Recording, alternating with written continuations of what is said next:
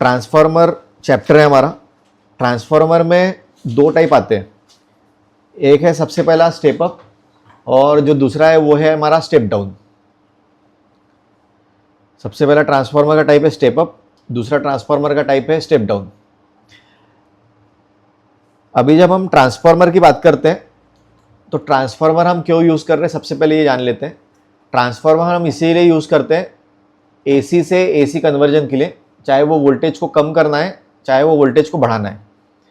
AC से AC के लिए अगर यूज़ करते हैं ट्रांसफार्मर को तो लोअर वोल्टेज से जब हायर वोल्टेज करेंगे उस समय उसे हम स्टेप अप ट्रांसफार्मर कहते हैं, और हायर वोल्टेज से जब उसे लोअर करेंगे उसे हम स्टेप डाउन ट्रांसफार्मर कहते हैं। ठीक है, तो step up low to high और step down high to low. Step up low to high और step down high to low, two type of transformer, step up and step down. अभी जब हम ट्रांसफार्मर की बात करते हैं तो ट्रांसफार्मर में हमारे पास में दो वाइंडिंग होता है।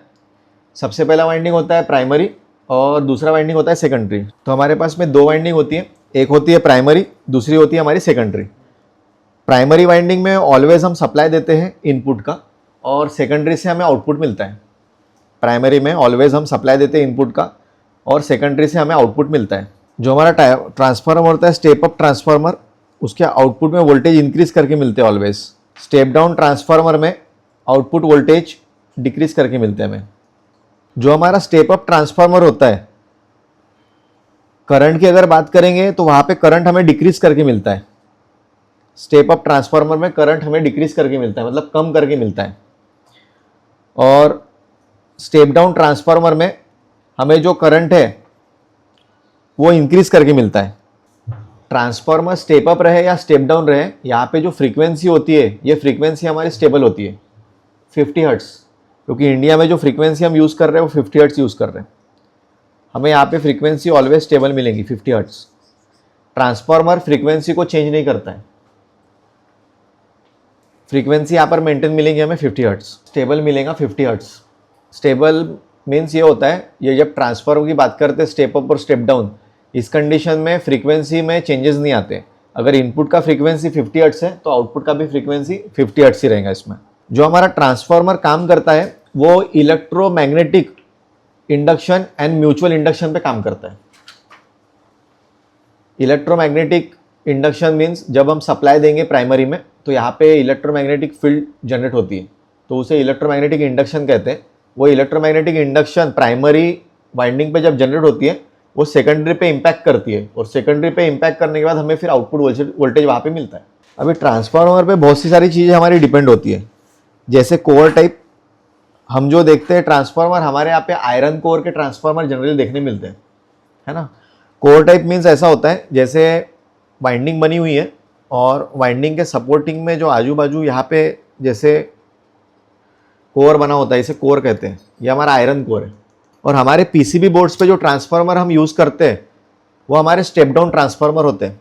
ट्रांसफार्मर की अगर हम बात करेंगे तो फेस के हिसाब से अगर जब हम बात करते हैं तो हमारे पास में सिंगल फेस और 3 फेस के ट्रांसफार्मर मिलते हैं, पर हम जो यूज़ करते हैं वो सिंगल फेस ट्रांसफार्मर यूज़ करते हैं। पीसीबी पे लाइन और न्यूट्रल का इनपुट देते हैं और आउटपुट में भी हमें लाइन और न्यूट्रल मिलती है। अगर एज पर कोर बात करें तो कोर के भी टाइप्स आते हैं और शेल्स भी टाइप्स में हमें देखने मिलते हैं, पर हमें इतना इंपॉर्टेंट नहीं है क्योंकि हम आयरन कोर यूज़ करते हैं और स्टेप डाउन ट्रांसफार्मर यूज़ करते हैं। इसके बाद इतने डिटेल में जाके कोई सेंस नहीं है। अगर ट्रांसफार्मर हम देखें तो ट्रांसफार्मर काफ़ी बड़ा टॉपिक है और हमारे पीसीबी बोर्ड्स के लिए 3 फेज ओवर का कोई काम नहीं है इसमें। अभी अगर हम बात करेंगे कूलिंग के हिसाब से तो ट्रांसफार्मर जब चलता है तो वहाँ पे हीट जनरेट होता है। हीट जनरेट होता है तो हम जो यूज़ करते हैं वो सेल्फ कूल्ड यूज़ करते हैं ट्रांसफार्मर। एयर कूल्ड और ऑयल कूल्ड ट्रांसफार्मर हम यूज़ नहीं करते। एयर कूल्ड और ऑयल कूल्ड ट्रांसफार्मर वहाँ यूज़ किए जाते हैं जहाँ पे वोल्टेजेस काफ़ी हाई है, मतलब जो ट्रांसमिशन और डिस्ट्रीब्यूशन होता है वहाँ पे जो ट्रांसफार्मर यूज़ करते हैं वहाँ पे एयर कूलिंग और ऑयल कूलिंग से हम ट्रांसफार्मर को कूल करते हैं। जैसे टाइप्स ऑफ ट्रांसफार्मर की हम बात करेंगे तो फर्स्ट हमारा जो यहाँ पे है वो है step down transformer. Step down transformer में आप देख रहे हैं यहाँ पर प्राइमरी कॉइल बनी है। प्राइमरी कॉइल की आप लेंथ देखिए ज़्यादा है as compare to secondary coil. तो जो हमारा स्टेप डाउन ट्रांसफर होता है इसकी जो प्राइमरी वाइंडिंग होती है बड़ी होती है as compare to secondary winding. और जो स्टेप अप ट्रांसफार्मर होता है, स्टेप अप ट्रांसफार्मर में दूसरा नंबर का ड्रॉ किया है, इसका प्राइमरी वाइंडिंग की जो लेंथ होती है वो कम होती है as compare to secondary winding. तो ये होता है मेजर डिफरेंस उसमें, क्योंकि हमें जब स्टेप डाउन करना है तो स्टेप डाउन का प्राइमरी कॉइल बड़ा रहता है और सेकेंडरी कॉइल छोटा होता है, और स्टेप अप की बात करेंगे तो प्राइमरी कॉइल छोटा होता है और सेकेंडरी कॉइल का लेंथ बड़ा होता है। क्लियर है यहाँ तक के? ठीक है, इसी वजह से हम स्टेप अप और स्टेप डाउन कर सकते हैं। कुछ नहीं, वाइंडिंग के ऊपर है, टर्न्स के ऊपर होता है, गेज के ऊपर होता है। इसके अंदर में जैसे हम वाइंड करेंगे तो वहाँ पे टर्न्स हमें देना पड़ता है, जितने ज़्यादा टर्न्स और जितने कम टर्न्स उसके हिसाब से वहाँ पे रेजिस्टेंस भी वेरी होता है।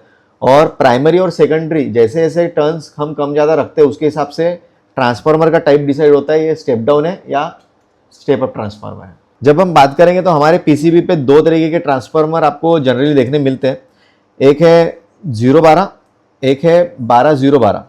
0-12 मीन्स ये हमारा 0 हो गया न्यूट्रल और 12 हो गया लाइन। 12-0-12 मतलब 12 हो गया लाइन, 0 हो गया न्यूट्रल और 12 हो गया फिर से लाइन। क्योंकि ट्रांसफार्मर अगर हम वोल्टेज का इनपुट देते हैं जैसे 220 वोल्ट AC, ये हमारा वोल्टेज का इनपुट हो गया, ये हो गया हमारा प्राइमरी इनपुट में, और ये हो गया हमारा आउटपुट। हम यहाँ पे अगर AC सप्लाई का इनपुट देते हैं तो हमें आउटपुट में भी AC सप्लाई मिलता है। हम जब सर्किट की बात करते हैं तो हमारे इसमें ट्रांसफार्मर कैसे देखने मिलते हैं। सर्किट की बात करेंगे तो सर्किट हमारी स्टार्ट होती है लाइन से और न्यूट्रल से। सर्किट में स्टार्ट करेंगे तो यहाँ पे सबसे पहले लगाऊंगा फ्यूज। क्या लगा रहेगा? फ्यूज। फ्यूज के बाद आप जब देखेंगे तो आपको यहाँ पे MOV या VDR देखने मिल सकता है। इसके बाद हमारे पास में कैपेसिटर होता है जिसे हम CX कैपेसिटर कहते हैं। ओके, इसको VDR कह देंगे, इसे फ्यूज कहेंगे। इसके बाद में इंडक्टर लगा होता है, फिर से CX। इसके बाद जब हम ट्रांसफार्मर की बात कर रहे हैं तो हमारे इसमें अगर 220 वोल्ट्स AC का अगर इनपुट है और हमें यहाँ पे ट्रांसफार्मर यूज़ करना है तो ये हम प्राइमरी में हम इसे सप्लाई देते हैं।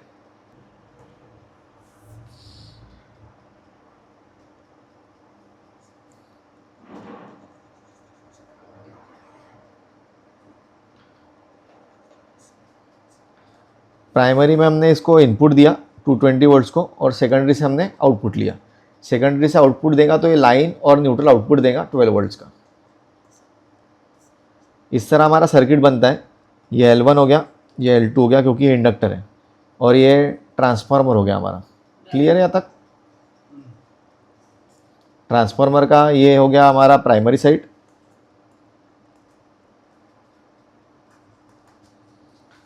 और ट्रांसफार्मर का ये हो गया हमारा सेकेंडरी साइड।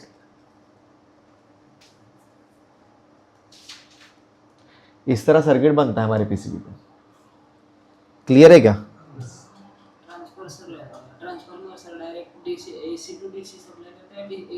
ट्रांसफार्मर में अगर इनपुट AC 50 हर्ट्स आप देंगे तो आउटपुट में भी आपको AC 50 हर्ट्स मिलता है।